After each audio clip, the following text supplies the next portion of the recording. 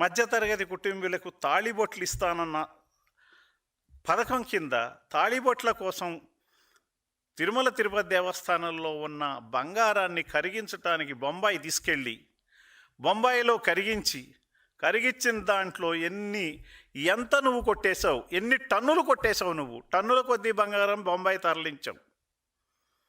దాంట్లోంచి ఎంత తరుగు పేరుతో మరుగు పేరుతో ఎంత మరుగుపరిచావు. కరుణాకర్ రెడ్డి, నిన్ను సూటిగా నేను అడుగుతున్నాను, ఇవాళ దానికి నువ్వు సమాధానం చెప్పగలవా?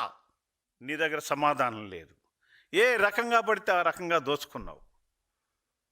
నీ తదనంతరం వచ్చిన వైవి సుబ్బారెడ్డి దేవుని ప్రసాదాన్ని ఒక స్వీట్ షాపులా చేసి రోడ్ల మీద అమ్మకానికి పెట్టాడు.